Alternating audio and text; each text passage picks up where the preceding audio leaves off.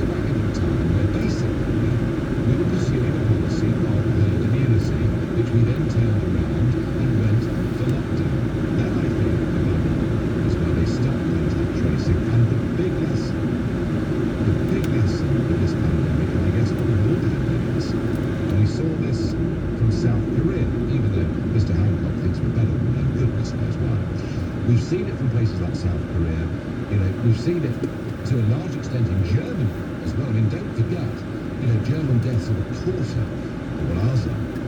Is that very, very early in the infection, that is when you need to be testing, isolating and tracing. If you don't, you have full risk really of infection rates doubling every 3 to 4 days, and that is why we're in so much of a worse place than countries like Germany. And that's not me being anti-government, that's me just telling the truth. Now, Daniel Hopkins says, I don't want to be tracked or traced. I hope they don't reach their target. On Twitter, I wouldn't trust this government to deliver a pint of milk. Journalists are not asking the right questions. Suzanne, that's interesting, and you know, if you're regular, you'll have heard me being very critical about these 5 p.m. press conferences, and in general, I think the very low quality of questions being asked by journalists, and it coincides with the YouGov poll today, where across over 20 countries around the world, America, Australia, France, Germany, the UK, people are asked how much they trust the media. And what is fascinating is that in this country, support in the media has collapsed during this pandemic. Increasingly, people don't believe what they are being told, which is remarkable. We're way below. I think we're the second worst in the whole of the world, into the whole of the free world, in terms of trusting what the media say. Perhaps Boris really meant to say, world-beating trick-or-treat system in place by the 31st of October, says John and Ely. We will introduce testing and tracing after the event. People have already died. Cases are on the way down. If they can recruit 25 tracers now, why not recruit them in early March? Luke, because they didn't really want to, because we were going for a herd immunity strategy, and nobody must forget that. That was the approach we were on. They then took a 180-degree turn, and we went for a lockdown. Let's go to Jamie in Greenwich as a new caller. Jamie, good evening. Hi, how are you doing? I'm doing all right. Now tell me, did Boris look today like a man who's going to deliver something remarkable in 2 weeks' time? Well, what Boris will look like is Boris will make it false positives on it either way. So, regardless, the government fails in their targets, somehow they'll make it look like they've actually succeeded and the bad positive will actually believe them. Let's just look at the testing situation we had. On day 1 we had 100,000 tests. I'm just throwing them right now. Day 2 we had 20,000 less tests than that.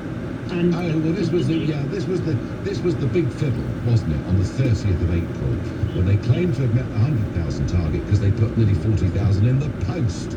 Yeah, I mean, Jamie, I would much rather in a sense, that they aimed low and delivered high.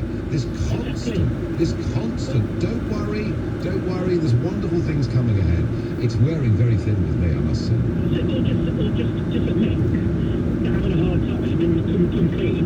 I'm a social worker, I'm training for a social worker, and I see things every day which I'm not happy about people losing their homes. But that's beside the point. The situation it has been dire. Okay, it's improving now. Yeah. They can't keep spinning the news and changing the goalposts in their... They can't keep doing it and maintaining heavy public support, which has fallen very sharply over the last few weeks. Jamie, good luck getting your qualifications. Sam in Leamington Spa says, Boris made a point of showcasing that they will be able to trace 10,000 people a day, each tracer by June, which currently exceeds the current daily infection rate by 4 times. Surely there's enough tracers in place now to start to do... Yeah, it's very interesting. I mean, the truth of it is that if this particular wave of the pandemic is now on the way down to very, very low numbers, we're perhaps putting the system we need in place. We needed it 3 months ago. We may not need it now, but I suppose if it is up and running, and it has been tested, and it does work, it could be extremely useful if we get a second wave in autumn, which still many people think we will. Let's go to Hackney and speak to David. David, good evening. Good evening, Nigel. Good evening. Nice to meet you.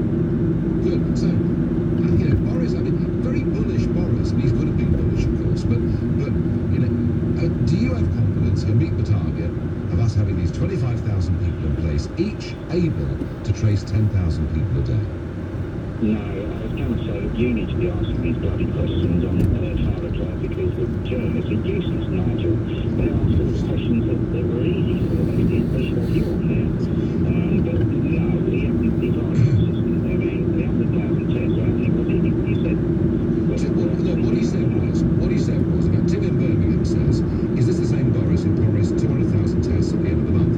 Yeah, they keep making these massive promises, and they do meet 1 or 2 targets, but only by so overtly fiddling figures that it drives me crazy.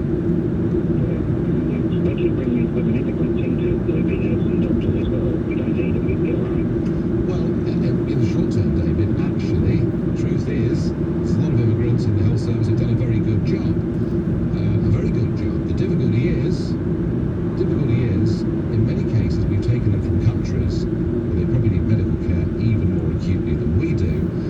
And longer term, we've just stopped training our own people to do so many jobs and relied on migrant labour. That's my view. David, thank you. Let's go to Robin in Whitehaven. Robin, good evening. Hello, Nigel. Good, nice to speak to you again, Robin.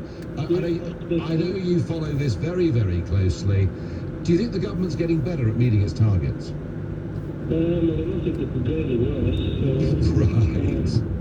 It's, what have we achieved so far? You've got to look at what have they actually achieved, like you said, without fiddling figures so far. Well, what they've achieved is they've managed to build the Nightingale hospitals. Robin, they have managed to make sure the National Health Service wasn't overwhelmed by basically stopping treatment for tens of thousands of people for many other things.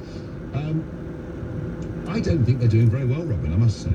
No, I don't. I've no confidence in Boris Johnson at all. Now, he's put that pledge there for however many trackers or tracers. Yep. But is the full system going to work, and is the app going to be up and running? So they're very ambiguous with the announcements, but then they'll come back and say, well, this part we didn't commit to that. Is it all this track trace? Is the app going to be working? But it is, Robin. It is, Robin. I mean, for us to have confidence in really, really easing properly and getting the economy moving again, for us to have real confidence in it, it does need to be in place, doesn't it? It does. Another thing I'd like to say as well, Nigel, is we see Boris today, in my opinion, I think he took another flog on Sir Keir's Starmer and his paying the queues. Maybe a bit less than last week, Robin. Well, I don't think it could go any worse.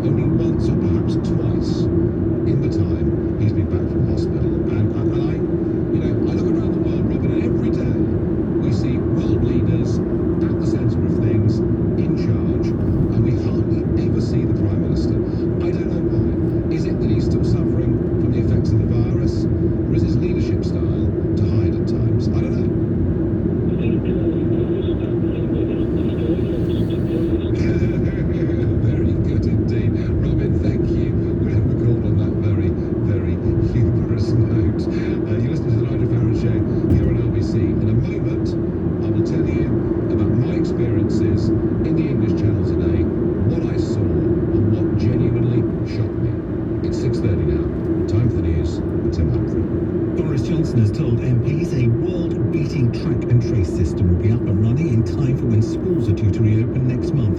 He says 25,000 people will be able to follow up on 10,000 new cases every day. The Home Office is extending the offer of indefinite leave to remain free of charge to the families and dependents of NHS support staff and social care workers who die after contracting coronavirus. It applies to all hospital support workers, including cleaners and porters, social care staff and care home workers. 363 more people diagnosed with COVID-19 in all settings in the UK are now known to have died. The total now stands at 35,704. And the weather, most areas dry with clear spells tonight, rain in the west and a low of 9.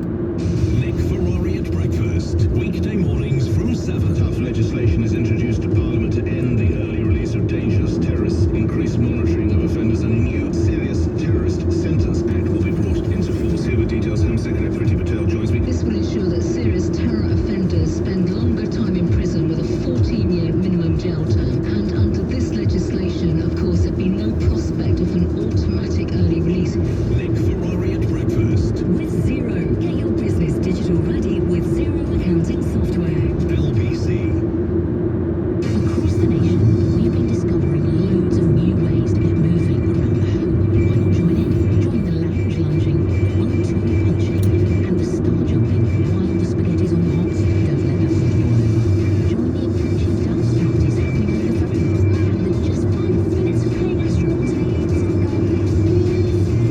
Join the chair dips, the leg lifts, and the just shaking things out a little bit happening all across the home. Join the movement to see how you can get legs and stay and work out. At Lloyds Bank, we know that money is a concern for a lot of people during this time. I'm really worried about the business. I'm worrying about you. And I think that's changing me. And I'm worried that somewhere along the line you might not love me anymore. Oh, that's not true. Whatever's playing on your mind at the moment, Lloyds Bank, in partnership with Mental Health UK, can offer you support and advice. Visit lloydsbank.com/mentalhealth. And now follows an important announcement from HealthSpan. Not all supplements are created equal. Oh no, they're not. You see, we think it's important to take care of your health every day.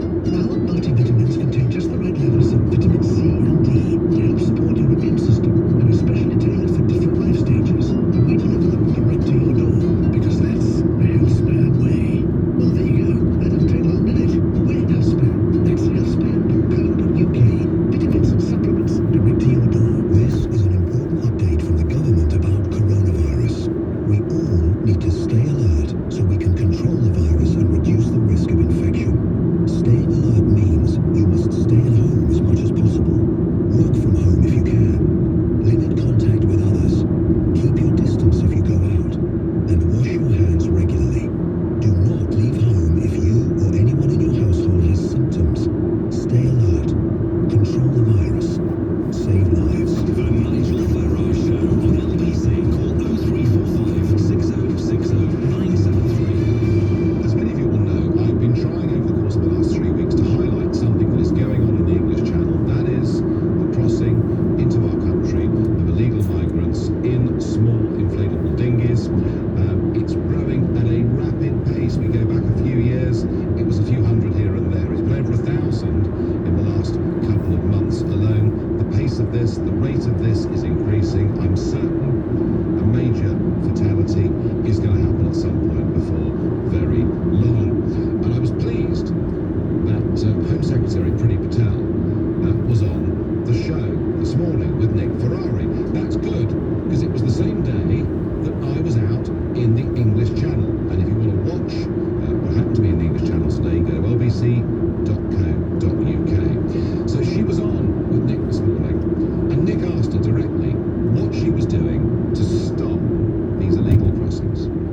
We are working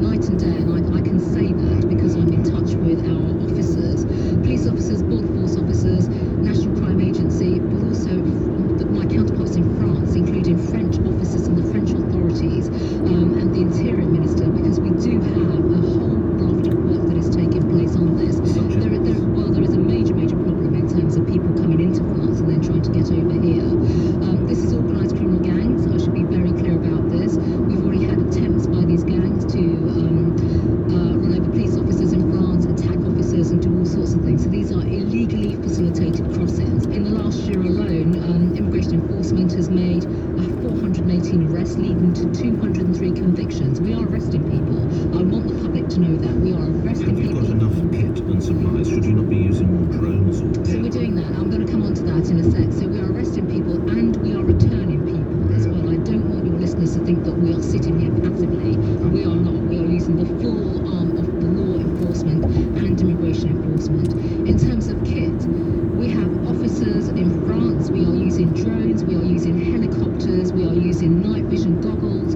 You name it, we are using it. The issue that we have, and I'll be very frank about this, is the amount of beach space that is being patrolled. It is vast in France, and these individuals are using all sorts of tactics, some covert, some overt. That is why we basically use the National Crime Agency as well to share intelligence with the French authorities.